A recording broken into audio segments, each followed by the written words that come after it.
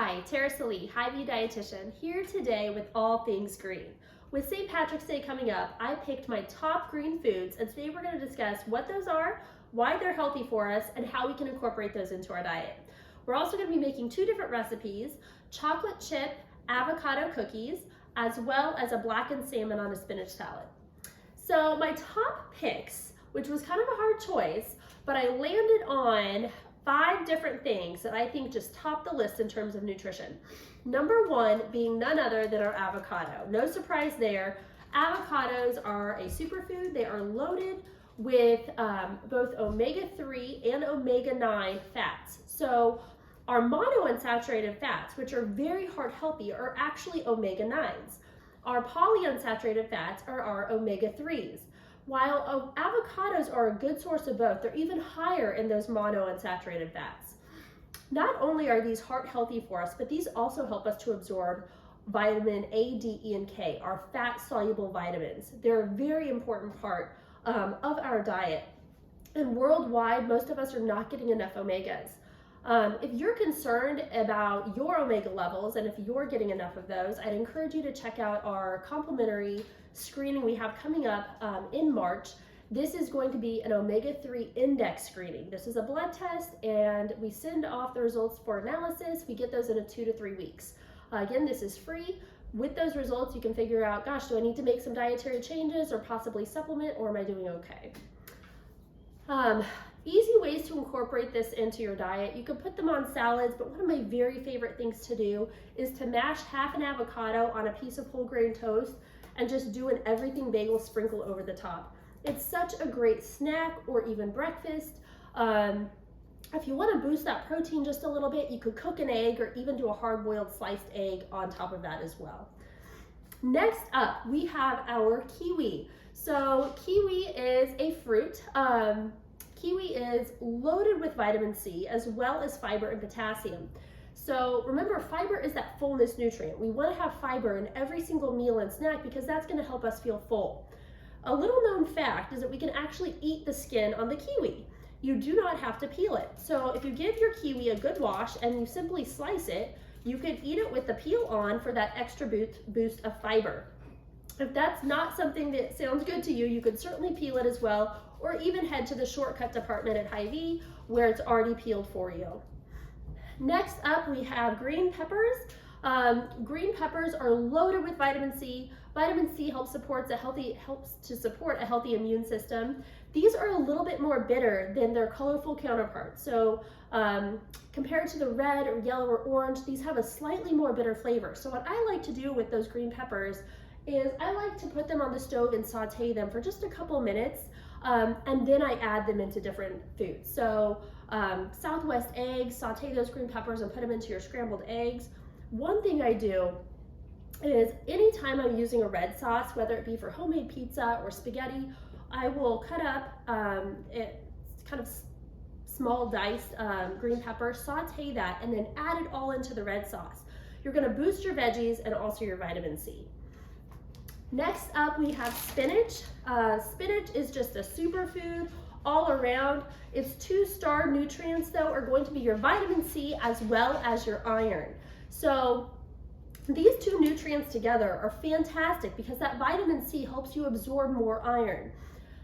You could use spinach, fresh, canned, frozen, all of it's great. It's easy to pick up a bag of that frozen spinach and add it to casseroles and soups. The fresh spinach is easy to enjoy as a salad or even tossing a handful into a smoothie. Last, I don't have it here, but is green tea. So green tea is full of polyphenols, which are antioxidants. This is a great way to start our day with these antioxidants. It does have caffeine in it, so it's an easy swap for your cup of coffee. Green tea you can brew yourself or even do like matcha, which is going to be actually those tea leaves, and you could even bake with that to get some of those antioxidant properties. So these are my top picks. We're going to incorporate a couple of those into some of the recipes we're making today. So the thing we're going to start with is our chocolate chip cookies with avocado. These are so fun to make. I always make them around St. Patrick's Day because they're green. However, they can be used any time of year. My kids love them as well as my entire family, so hopefully they'll be a win for you as well. What we're gonna need to make these is an avocado. This needs to be a ripe avocado, so something soft. So when you're picking out your avocado, you wanna feel it and it needs to depress a little bit when you're squeezing it. You'll need some baking salt, an egg, vanilla, baking soda, some dark chocolate chips. So I got the 72% cocoa chips. They're higher in antioxidants than doing like a semi-sweet or a milk chocolate. They're easy to find now. So you want to do a dark chocolate chip, whole wheat flour, and sugar or sugar substitute. So I'm just doing regular sugar today. If you wanted to do a sugar substitute to cut those carbs a little bit, something like Truvia or like a Splenda baking blend, you just want to make sure that you are using the conversion chart on the back because they don't all sub cup for cup. So to start with, we're gonna need our mixer, or you could use a hand mixer, and we're gonna use about half a cup of avocado. Now, this is a large avocado, so I'll probably only need half of it, but some of the smaller ones, you'll need the whole thing. So like a smaller one like this, you probably wanna use the whole thing. So here's half of my avocado here, ready to go. So I'm just gonna go ahead and scoop that with a spoon, just right underneath the peel, straight into my mixing bowl. And it came straight out, so you know it's very ripe and ready to go. All right. From there, I'm gonna go ahead and get this mixing. So, I might actually add just a little bit more. With the avocado, it's not going to be completely smooth. It's going to be slightly lumpy, but that's okay. So we don't need to worry too much about that. I'm just gonna add a little more avocado because that looks like kind of a shy half a cup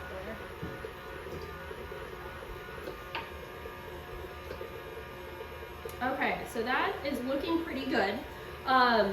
From there, what we're going to do is we are going to make sure our oven is preheated to 290. So you're going to cook these on a very, very low temperature. You want to get your cookie sheet lightly greased. It doesn't need much at all because, again, we're cooking these on such a low temperature.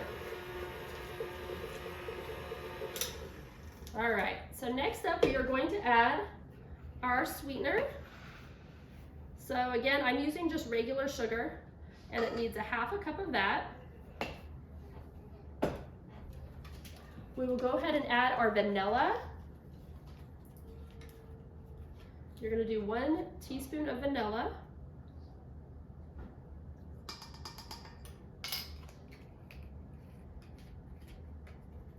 And 1 egg.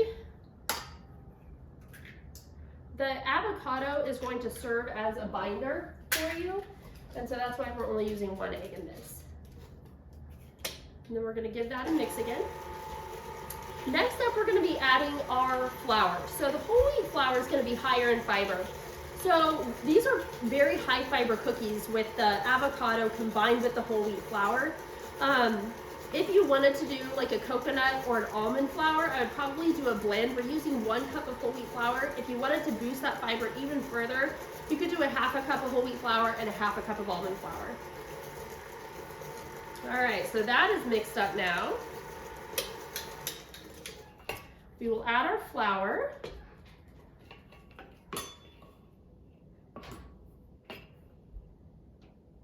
I use whole wheat flour for pretty much all of my baking other than like sugar cookies or things like that.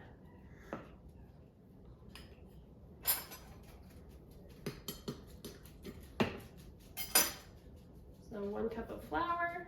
Oops. Our baking soda, we need 1 teaspoon.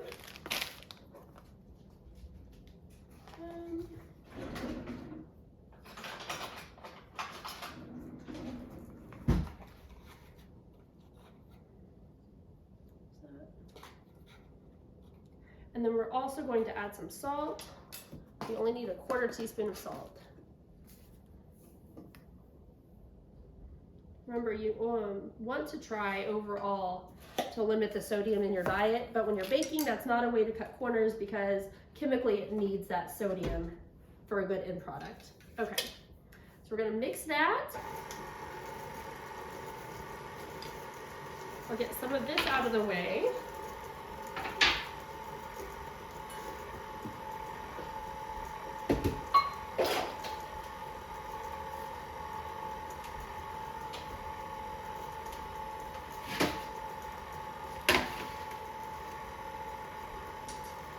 All right, so this looks great now. All right, I'm gonna just add the chocolate chips from here. So we really only need to use about half a cup of those. You could certainly add nuts or something too if you wanted to. And I'll kind of show you what this looks like when it's done. It's just like a smooth cookie batter here. We're gonna use about a half a cup of these. You're gonna mix these in by hand at the very end. And you can even tell the batter is not green. I mean, it's gonna be slightly green when it's done baking. But if you are worried about family members that are maybe would turn up their nose at something that's so different looking, it's not any kind of crazy color. From there, you're going to just spoon it onto your greased cookie sheet into about 1-inch little mounds. This is where, again, you could mix those heart-healthy nuts in if you wanted to, maybe like chopped walnuts or even almonds would be good. And then once you fill your cookie sheet, you're gonna bake these in the oven at 290 for about 15 to 18 minutes. They're gonna be soft cookies, so you don't wanna over bake them. But I'm gonna go ahead and finish filling the cookie sheet. I'll bake those in the oven, and then I'll be back to show you what they look like when they're done, and we'll make our blackened salmon.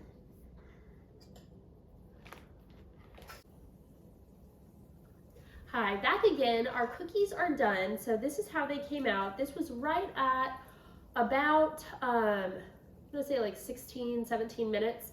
And they look perfect. So they continue cooking for just a second or two on the pan, but then they're ready to enjoy. So those are done. We're gonna move on now to making our blackened salmon.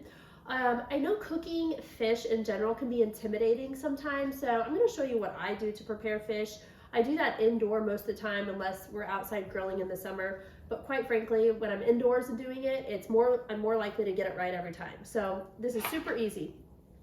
We are going to do a blackened salmon, so what we need for this recipe is 2 salmon fillets. I got these from the seafood counter at Hy-Vee. These are 2 4-ounce portions. There's no skin on these. You're gonna need some chili lime seasoning, some lime, some red onion, some olive oil, cherry tomatoes, a little bit of brown sugar. This is 1.5 tablespoons of brown sugar, your avocado again, and then also your spring mix for your salad. I grabbed a vinaigrette that I really like and wanted to show you guys. This is a Brianna's real French dressing. And the thing I like about it is there's no added sugar in here. So whether you're just wanting to limit the sugar in your diet or you're diabetic, this is just such a great option, and it tastes super fresh. So if you don't have time to make your own, this is a good go-to. There's 0 grams of carbs, 0 sugar. So, okay, so to start off, we have, we're gonna make our rub and we're gonna get our salmon going. So what you wanna do is go ahead and drizzle your pan with just a couple tablespoons of oil, and then turn your stovetop on medium-high. You want that to get nice and hot before you put the salmon in there. Then we're going to start with our 1.5 tablespoons of brown sugar. From there, we are going to add the chili lime seasoning. We need 2 tablespoons of this. Now, if you do not like spice or heat, then I would maybe cut back on this a little bit. So there's that. I'm just going to give that a little mix in the bowl. The brown sugar balances it really nicely though, and kind of cuts that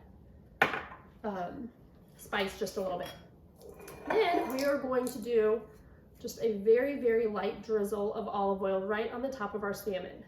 Now we talked about avocados being really high in the monounsaturated fats, which are those omega-9s again. Salmon, on the other hand, is loaded with the polyunsaturated fats, which are the omega-3s. So this is a high omega anti-inflammatory meal. So once we have that on there, I'm gonna go ahead and put the rub on. So I'm just gonna sprinkle the rub on top, and we're only gonna do this to one side. Doesn't have to be perfect, you just want it to be kind of covered. Looks like I'm gonna have a little extra that we probably won't need. All right.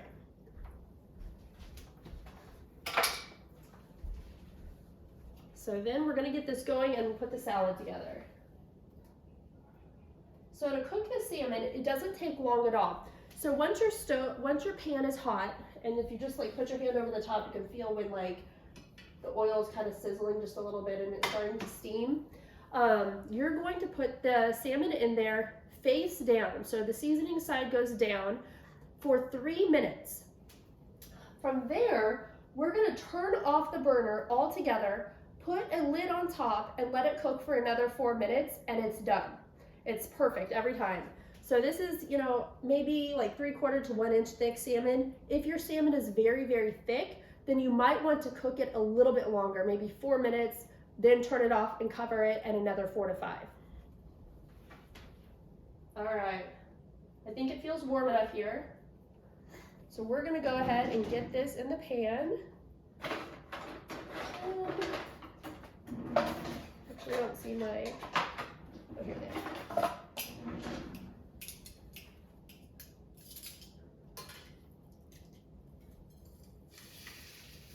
You kind of hear it sizzle, so you know it's hot enough. All right. So 3 minutes, and this is something where you really want to watch the clock, because if you overcook fish, it can get a little bit dry. So in just a few minutes, we're going to turn that off and cover it. Okay, so from there, we need to get our salad ready. So we're going to use a spring mix. This has spinach in it, as well as some other leafy greens. So that's going to go straight into our bowl here. A couple tablespoons of onion. If you don't like onion, you can leave this off.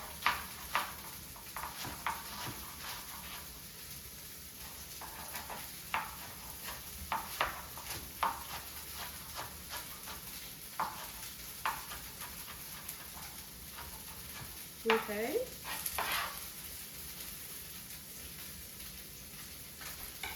From there, we're going to add our cherry tomatoes.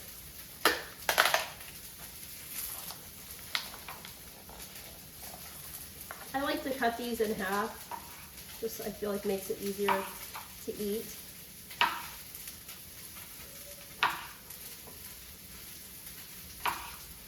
You see, we're getting our fruits and vegetables in with this meal for sure.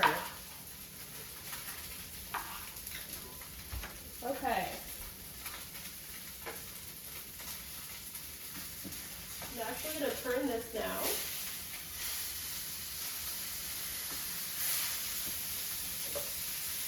I'm going to put the lid on it so it's airtight, and I'm going to turn the skillet completely off. So now basically it's just steaming to finish cooking. All right. Now I don't have any cheese on this salad. However, like a feta cheese or mozzarella balls or something would probably be pretty good. From there, we're going to add our sliced avocado. So I'm slicing it right in. This is the leftover of what we didn't use from the cookies. And I'm slicing it right in the peel there. And then I'm just going to scoop it right out. And then you can kind of flake it apart on the salad and it looks real nice. You actually want to do one whole avocado. So I'm going to do it again to this side. I'm going to slice it straight through. Then I'll just scoop that in.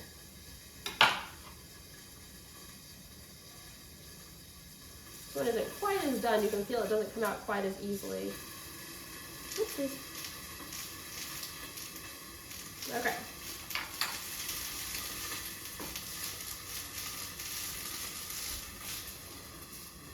All right, and then from there, the only other thing we would need to do is we could dress the salad and give it a toss.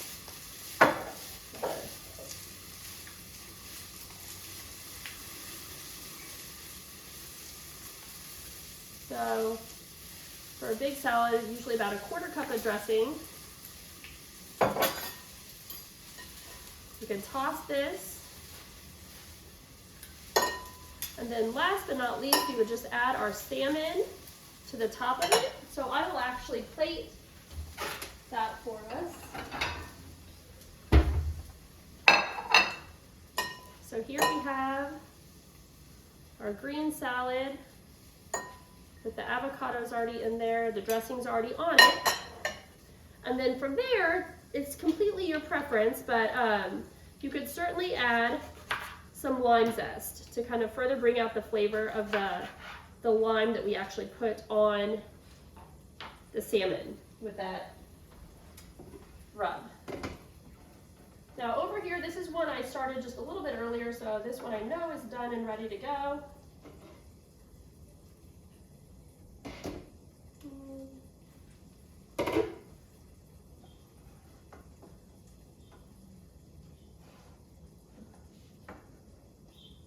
Okay. And then our salmon goes right on the top. And we have a great heart healthy meal loaded with those greens that we talked about, as well as even more omegas with the salmon on top. So hopefully you got some new ideas today on ways to incorporate those green superfoods into your diet. As always, thank you for joining me, and Happy Dietitians are here to make your lives easier, healthier, and happier. Have a great day.